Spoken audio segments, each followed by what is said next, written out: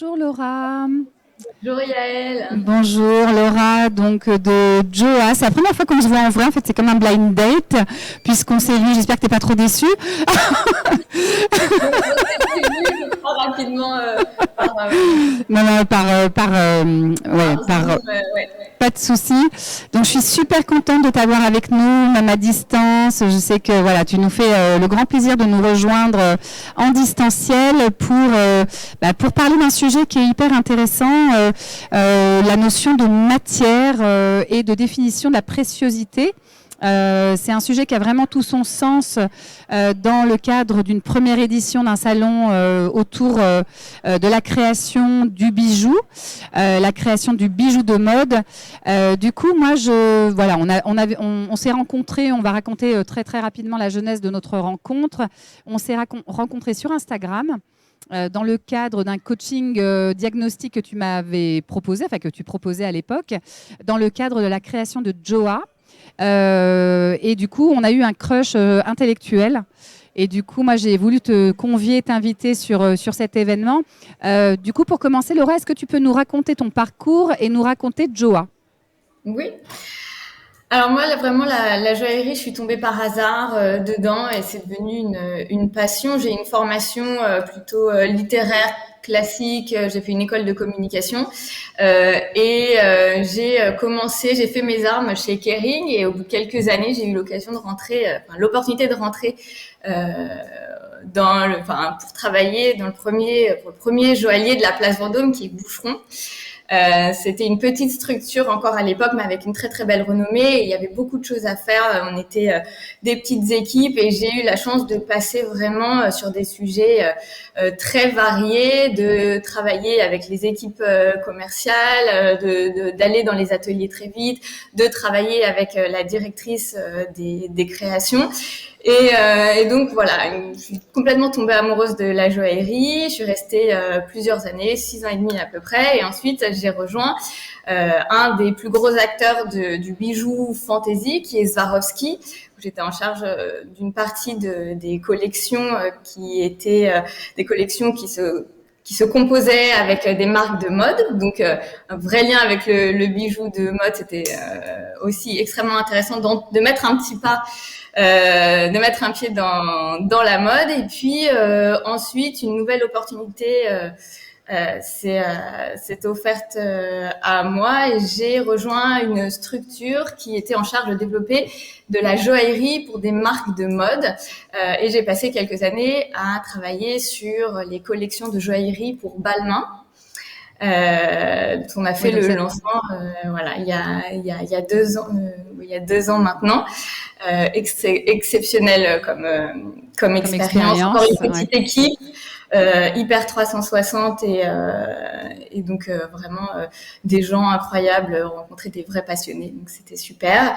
Et depuis septembre, en fait, à force de travailler dans la joaillerie, depuis plus de 13 ans maintenant, j'ai toujours eu des copains qui me disaient « Ah tiens, j'ai une copine qui lance sa marque » ou une copine d'une copine. Moi, je travaillais un peu en pro bono pour différentes marques de joaillerie qui se lançaient et c'était vraiment avec le cœur que je le faisais, en utilisant mon expérience et puis vraiment mon appétence pour les nouvelles technologies. Je me suis dit pourquoi pas accompagner ces nouvelles marques de joaillerie qui se lancent, joaillerie et bijouterie, parce que je sais que c'est un univers qui est en pleine mutation, expansion, transformation et qu'il y a encore peu d'accompagnement qui est proposé pour les aider, donc à différents stades de leur développement. Et c'est comme ça que Joa est née, d'abord sur Instagram et puis ensuite c'est devenu une vraie plateforme d'échange.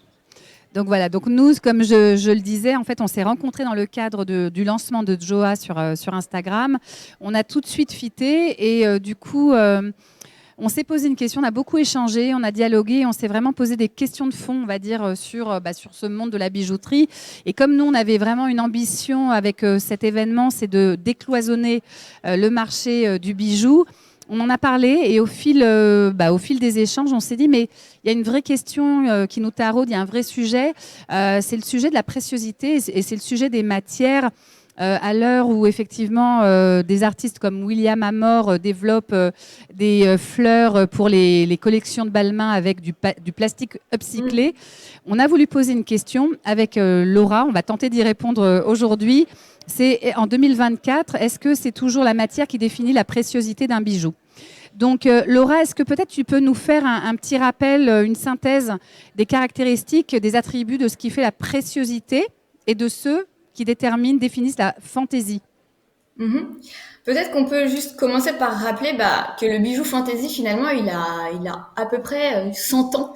Il a été créé dans les années 20-30, à l'heure où en fait le monde était en pleine industrialisation. Il y avait des nouvelles matières qui se créaient comme le bakélite, donc les nouveaux plastiques. C'était le début de l'image aussi, c'était le début d'Hollywood où on voyait comme ça des magnifiques femmes parées dans les films. C'était aussi le début de la couture où une femme comme Coco Chanel a instauré le bijou de mode sur les défilés et a commencé à le mettre comme vraiment comme une partie du vêtement. Donc finalement c'est un bijou qui est c'est une catégorie de bijoux qui est assez nouvelle et donc du coup qui est en pleine mutation et qui mute aussi avec le temps, comme la joaillerie. Bon, la joaillerie ça existe depuis plus de 100 000 ans. Je pense qu'on a retrouvé les premiers bijoux dans les archéologues ont retrouvé ces premiers bijoux il y a plus de 100 000 ans et c'est des bijoux qui portaient déjà des valeurs culturelles, sociales très très fortes et c'est des éléments qui ont perduré dans le temps. Donc finalement en fait on se rend compte que déjà le bijou pose des questions culturelles et est ancré complètement dans le social, dans le sociétal. Ouais. Exactement. Et c'est finalement un miroir de l'époque dans laquelle on vit. Et cette question qu'on se pose aujourd'hui sur la porosité des frontières entre le précieux, les matières, est-ce que la joaillerie a toujours sa place de joaillerie à côté de la fantaisie? Elle est très actuelle en fait, parce que on est dans un moment où tout le monde se pose les questions, questionne le statu quo, on questionne les lignes, on questionne les genres, on questionne énormément de choses aujourd'hui et tout est de plus en plus fluide. Donc s'il y avait déjà une petite fenêtre de réponse ici, c'est vraiment, je pense qu'on peut penser la fluidité comme premier élément de réponse à cette question sur la préciosité. Donc, pour revenir vraiment à ta question sur les attributs pour distinguer la joaillerie de l'accessoire, en fait, la joaillerie, on la définit par sa valeur intrinsèque. Donc, la matière première, du précieux, le prix, et donc qui est lié aussi à la rareté des matériaux qui sont utilisés. On a un deuxième attribut qui est plutôt la valeur symbolique, qu'on pourrait du coup lier à la créativité, qu'on pourrait lier à la transmission, au statut social, et qui fait que en fait il y a presque une sacralisation de la joaillerie dans notre société depuis des années et des années. Et finalement, aujourd'hui, on se rend compte que ces deux valeurs sur lesquelles joue la joaillerie sont re-questionnées par les nouveaux créateurs, les nouveaux usages, les nouvelles volontés des gens qui portent les bijoux de s'approprier aussi leur possession.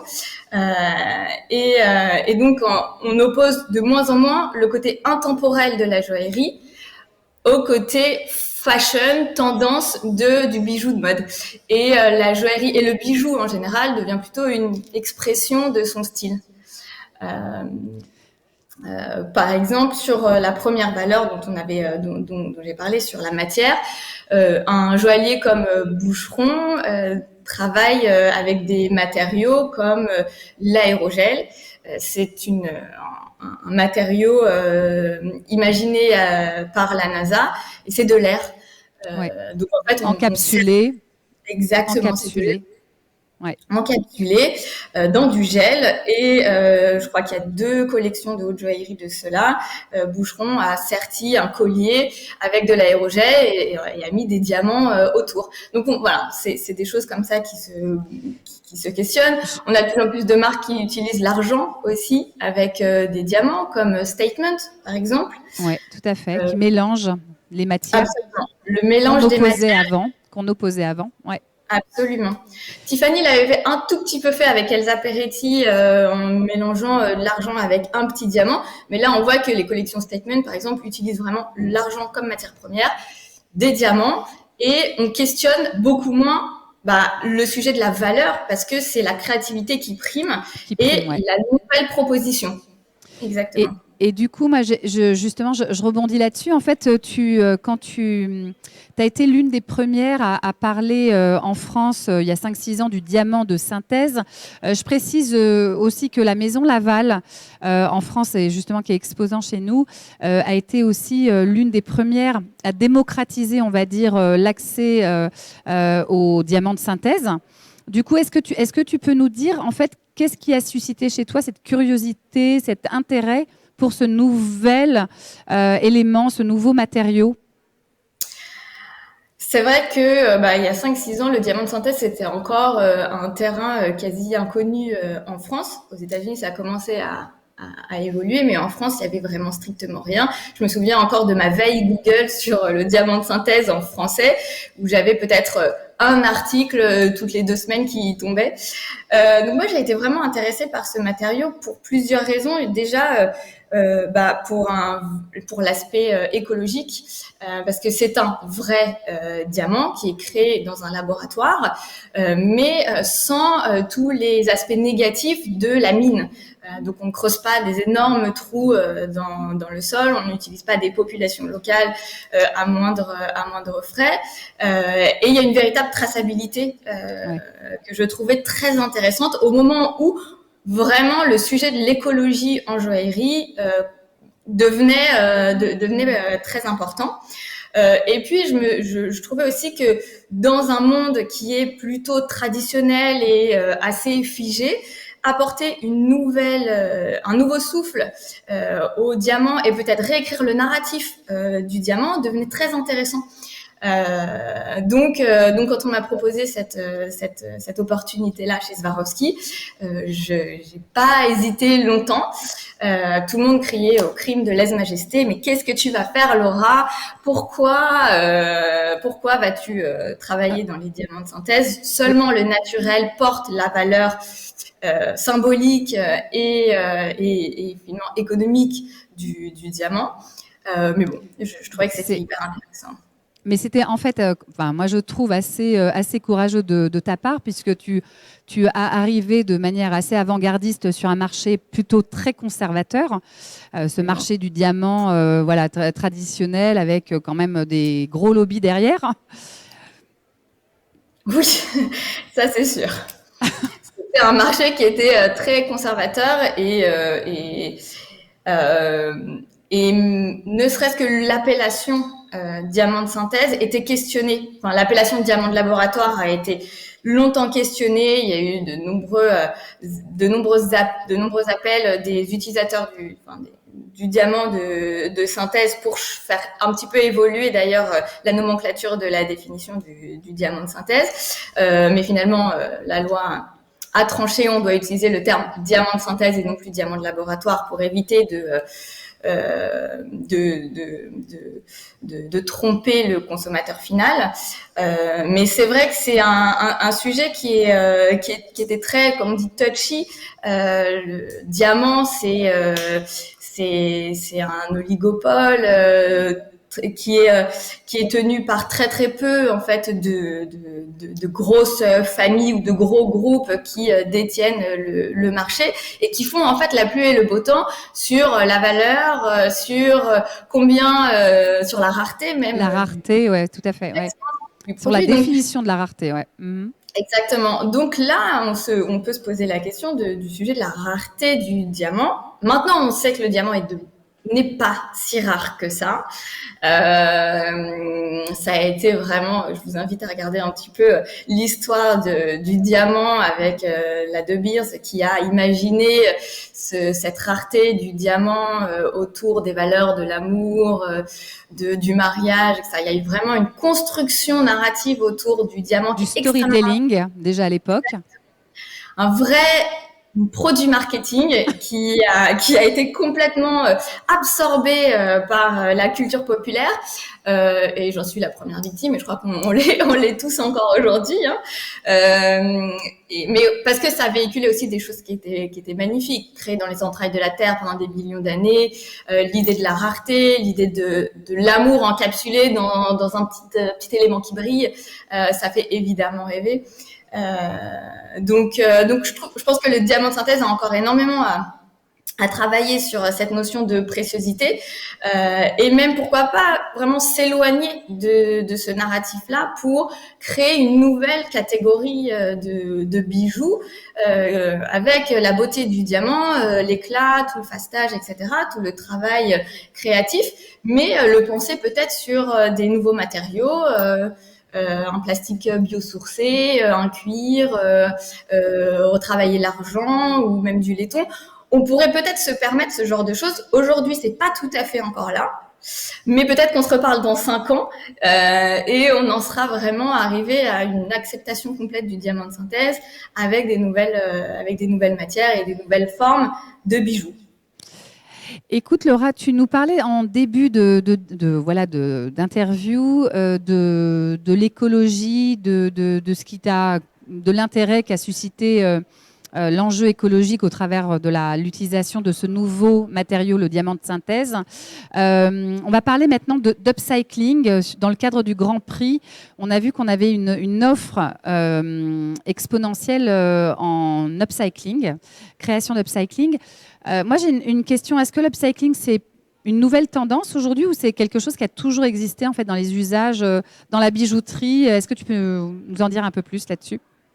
Alors, l'upcycling, c'est un nouveau terme qui véhicule des valeurs de responsabilité sociale et environnementale, et c'est extrêmement intéressant qu'il arrive à vraiment en ce moment où on réfléchit les nouvelles valeurs de la joaillerie et de la bijouterie accessoire.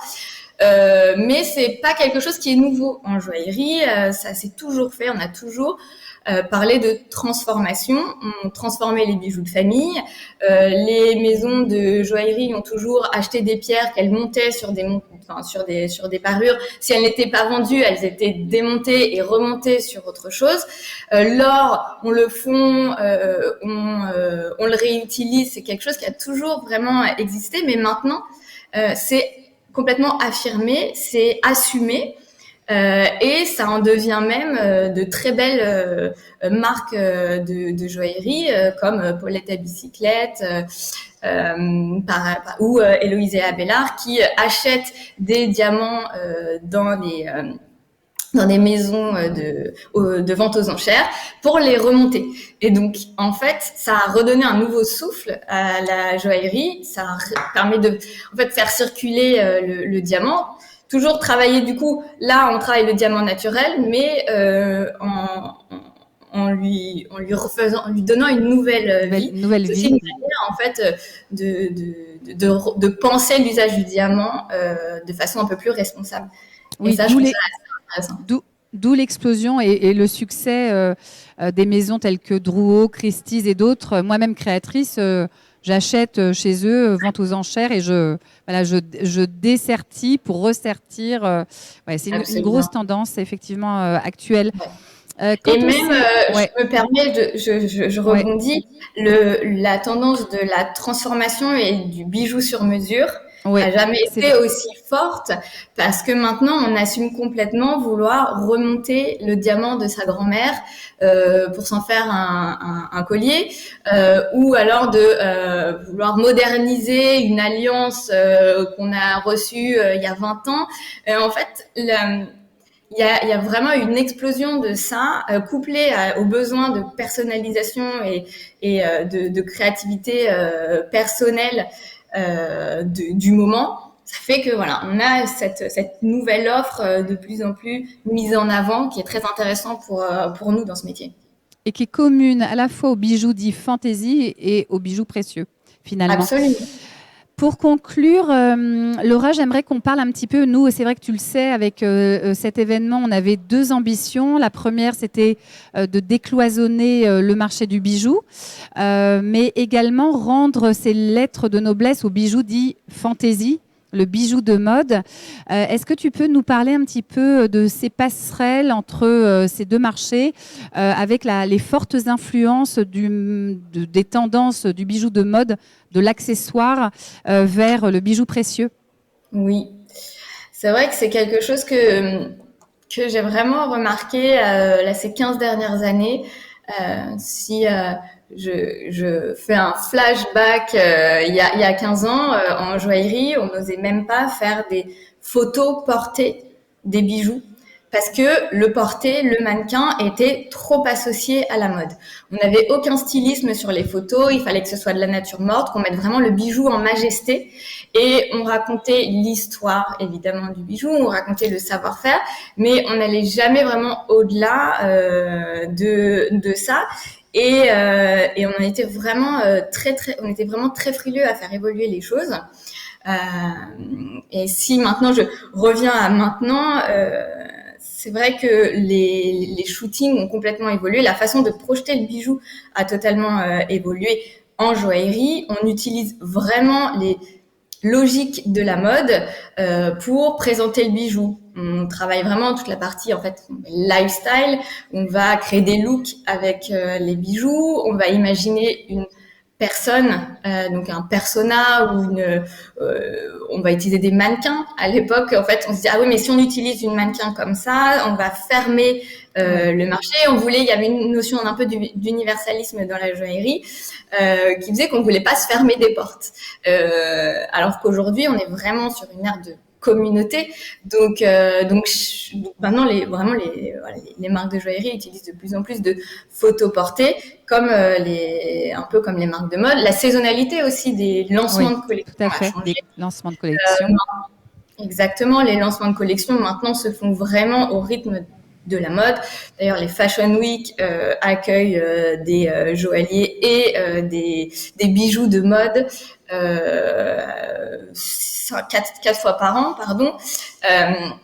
Et donc, on a une nouvelle approche de la saisonnalité et ça nous éloigne un petit peu du sujet de l'intemporalité qu'on cherchait aussi en joaillerie parce qu'il y a de plus en plus de nouveautés, de lancements. Il faut toujours alimenter la machine. Et il y a un dernier point qui est très intéressant, c'est le lancement de beaucoup de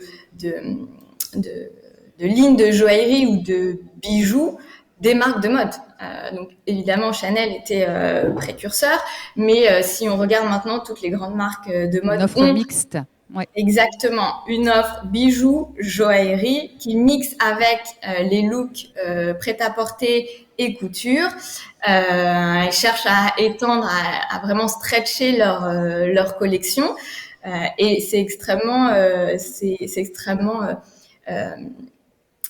intéressant pour notre sujet parce que vraiment on a un mélange complet entre la mode et la fantaisie, la joaillerie et en fait à chaque fois ce sont des moyens d'exprimer son style, sa personnalité et se rallier à une certaine communauté.